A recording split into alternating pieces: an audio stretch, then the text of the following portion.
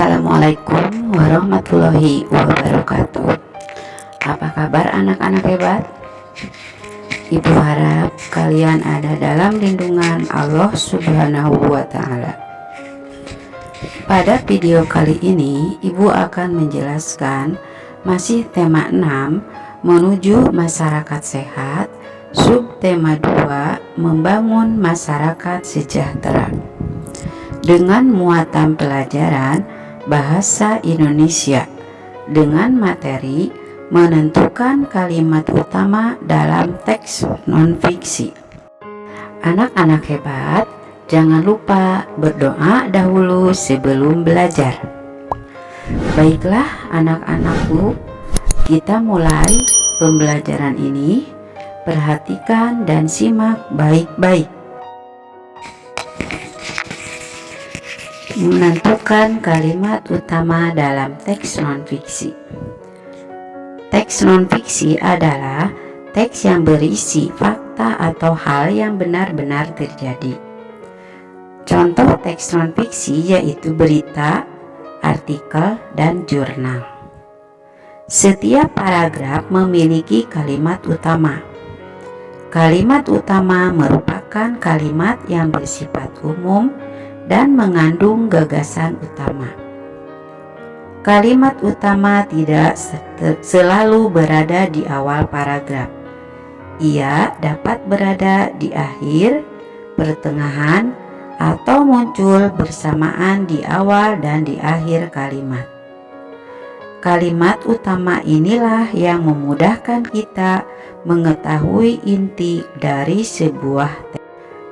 Kita dapat mengetahui isi dari sebuah teks dengan menemukan kalimat utamanya. Untuk menemukan kalimat utama dalam sebuah paragraf, kita dapat membaca keseluruhan isi teks. Setelah itu, kita dapat mencatat informasi penting yang ada dalam teks. Ayo, temukan kalimat utama pada paragraf berikut. Air banyak dimanfaatkan sebagai media kebersihan. Misalnya, dalam kegiatan sehari-hari, manusia menggunakan air untuk membersihkan badan, membersihkan alat masak, dan juga membersihkan rumah. Membersihkan badan termasuk usaha untuk menjaga kesehatan diri. Kalimat utama terdapat dalam setiap paragraf dalam suatu teks. Kalimat utama tersebut akan dikembangkan menjadi paragraf dengan menambahkan kalimat-kalimat penjelas. Berdasarkan kalimat utama, kita dapat memperoleh informasi yang terdapat pada paragraf. Kalimat utama dapat terletak di awal, tengah, atau akhir paragraf. Selanjutnya, menentukan gagasan utama dalam teks non-fiksi. Setiap teks terdapat paragraf-paragraf yang mengandung gagasan utama. Kita dapat menentukan gagasan utama dengan cara membaca teks tersebut dengan cermat. Gagasan utama merupakan pokok pikiran setiap paragraf.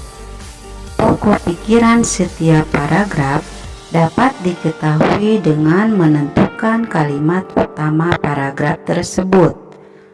Kalimat utama dapat terletak di awal paragraf, tengah paragraf, atau akhir paragraf.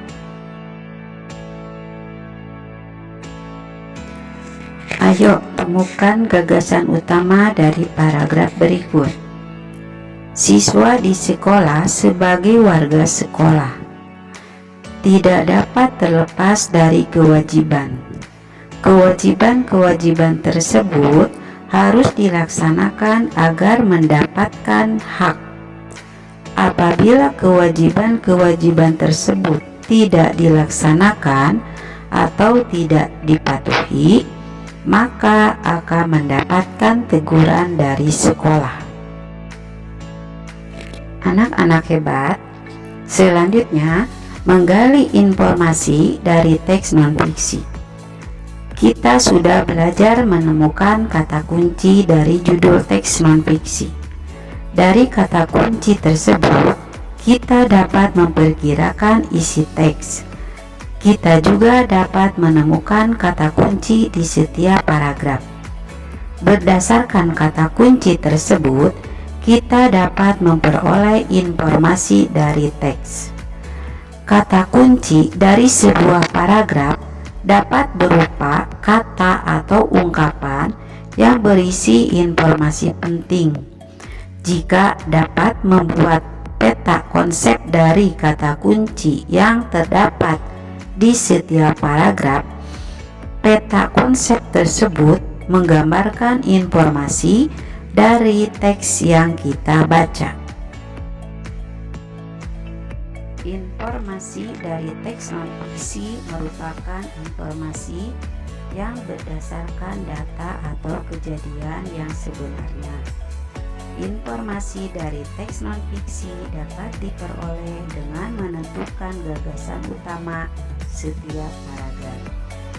Gagasan utama dirumuskan berdasarkan kalimat utama setiap paragraf.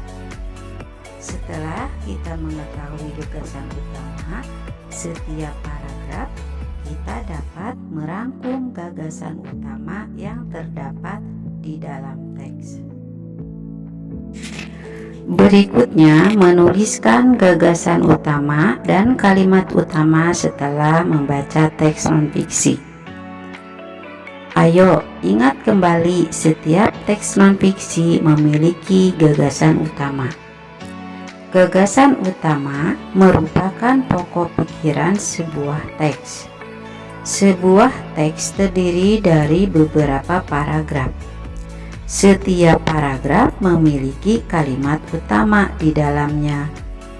Kalimat utama berisi inti informasi dalam suatu paragraf. Nah, anak-anakku yang hebat, itulah penjelasan pembelajaran hari ini, mata pelajaran bahasa Indonesia. Semoga kalian dapat memahaminya. Dan Ibu akhiri pembelajaran kali ini dengan ucapan wassalamualaikum warahmatullahi wabarakatuh.